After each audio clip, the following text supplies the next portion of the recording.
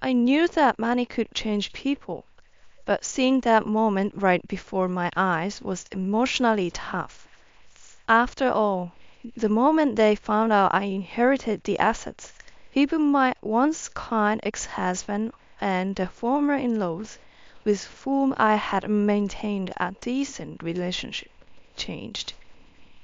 Or maybe it's better to say they showed their true colors. After various events, we divorced and my former in-laws became strangers.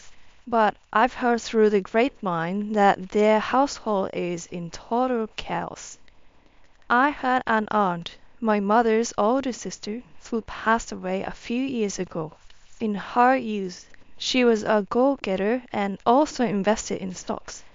My mother once mentioned that she seemed to have a significant amount of assets. However, I was never really interested in how much my aunt had, so I only listened half-heartedly. Despite her assets, my aunt never spent lavishly. She was the type to be frugal where necessary, but would spend on things that mattered. For instance, she mostly cooked at home using regular supermarket ingredients, and she didn't buy clothes on a whim, but chose quality pieces to wear for a long time. I admired and respected my aunt's values. During her time, there was a strong sentiment that women who earn more than men weren't attractive, and many relatives looked down on her. There was also a strong belief that a woman's happiness was in marriage and childbearing. So, being single and childless, my aunt was often treated as an outlier. However, she never let such baseless criticism bring her down and always held her head high. One day, when I visited her, she casually said while sipping tea on the sofa, "Hey, if I pass away, I want you to be my heir." I was taken aback and asked her what she meant. She replied, "Well, I'm not married and don't have kids, right? So there's no one to inherit my assets after I'm gone. I don't want those who looked down on me and ridiculed me all these years to get my money. Of course, I'll prepare all the necessary legal documents, but I want to officially designate you as the heir." At that time, since my aunt was still in her 40s and I was just a high school student, I thought she was joking and didn't take it seriously. Time passed. I got married, had kids, and was caught up in work and parenting.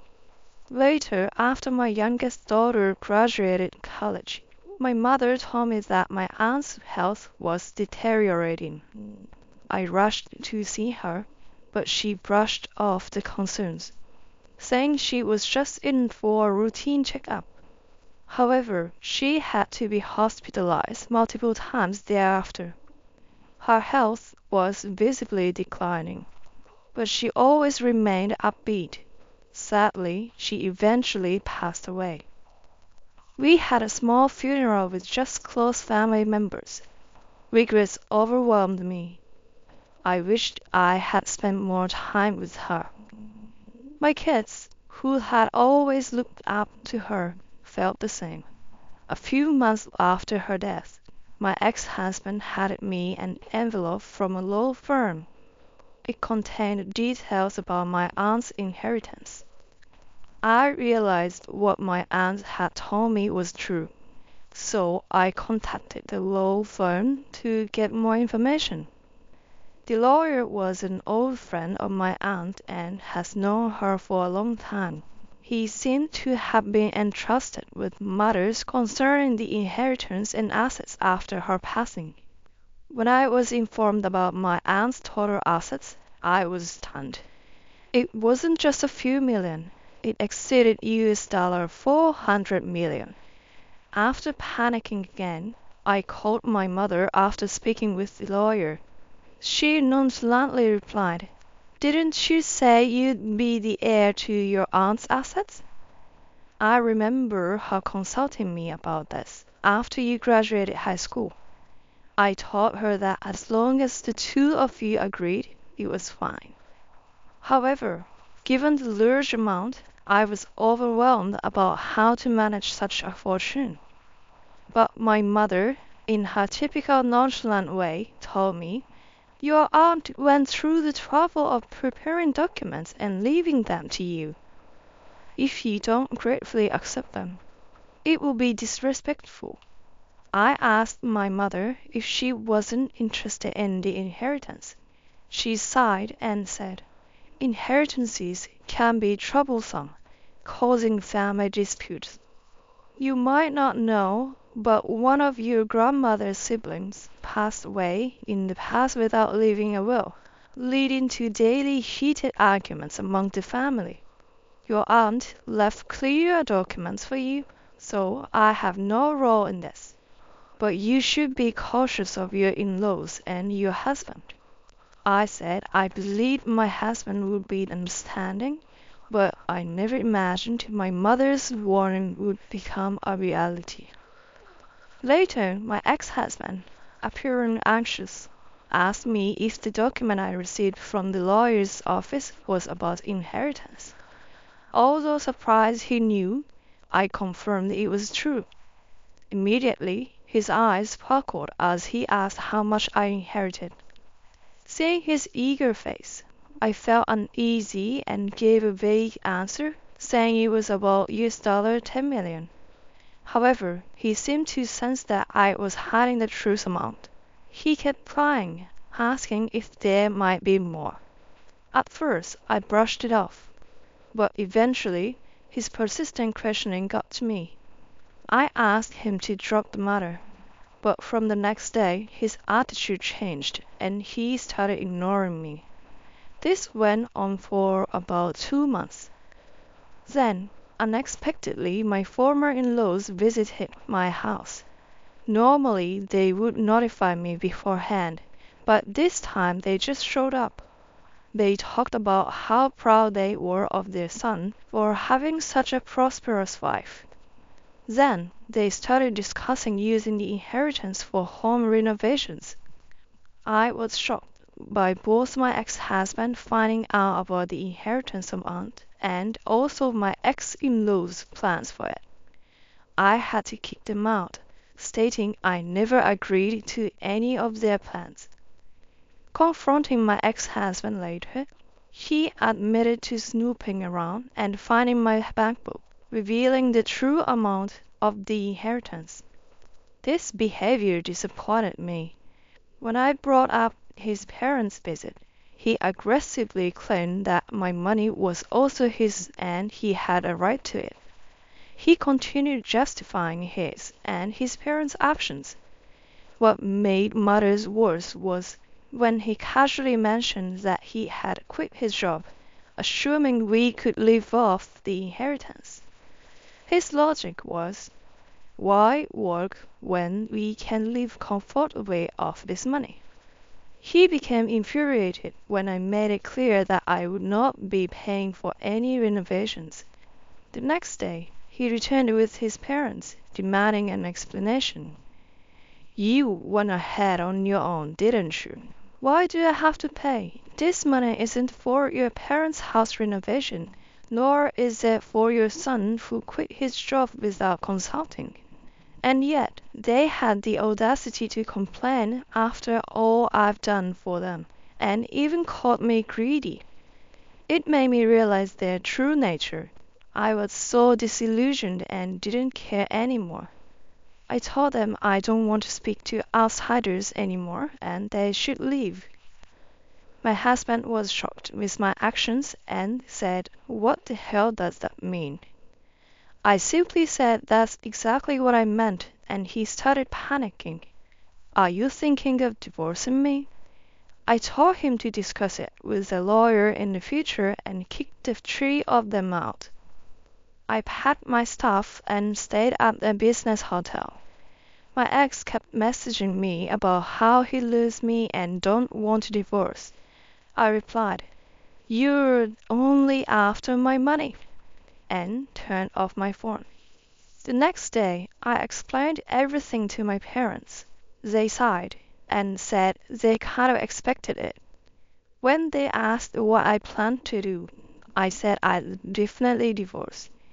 My mom advised me to fight hard, as he wouldn't let go easily.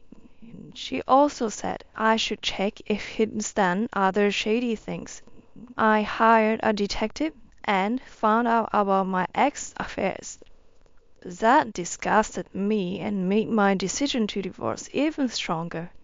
I consulted with a good lawyer and demanded a divorce, but my ex-husband refused.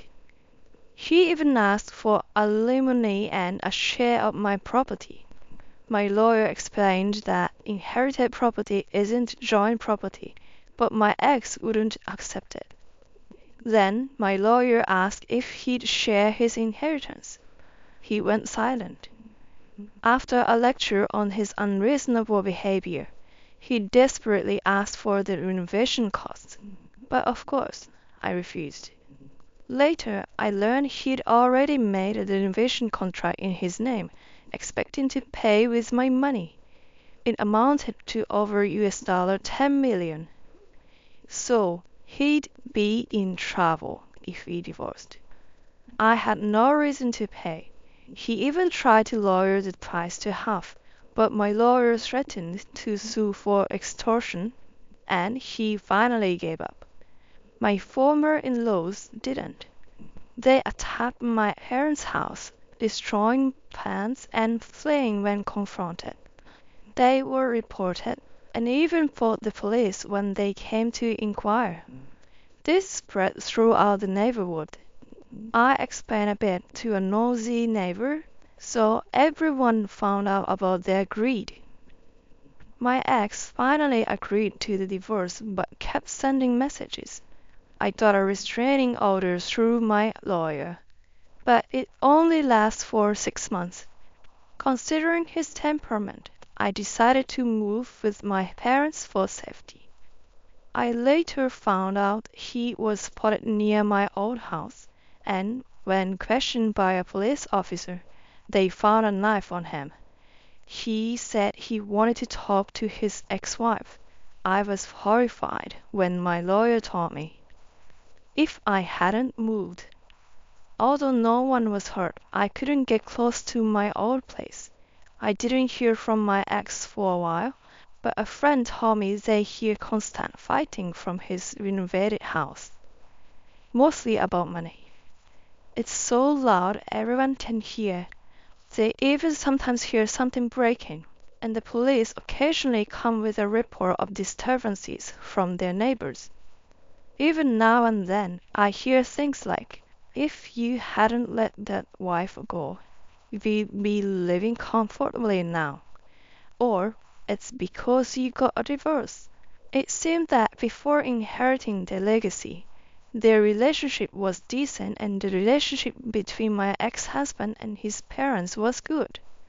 Who would have thought that everything would become so messy over money? It's exactly as my mother had warned me. I was reminded of the danger of money. I also hear my ex-mother-in-law yelling, "Find a job already!" and my ex-husband retorting, "Shut up!" So they probably think he's still unemployed. Considering his age, it must be hard for him to find a new job.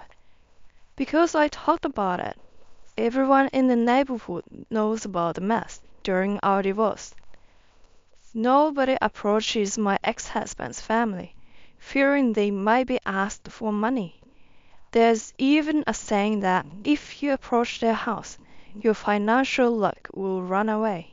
Someone said it's as if they are treated like a temple where you cut ties, and I chuckled.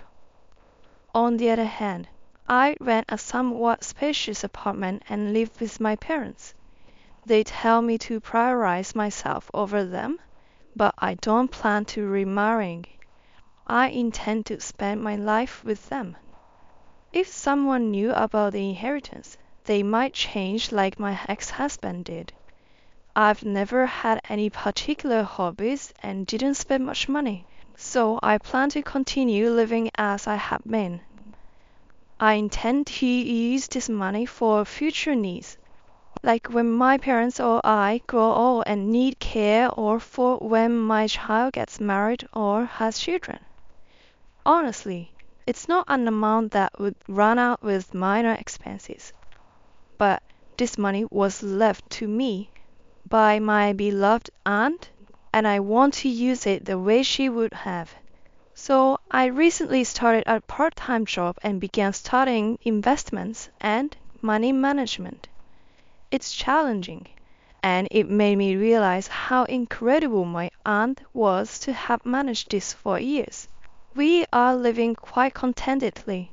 Still, every now and then, I hear about the dire situation of my ex-husband and his family. But since we divorced and became strangers, it's none of our business. I just hope they solve their problems without involving others.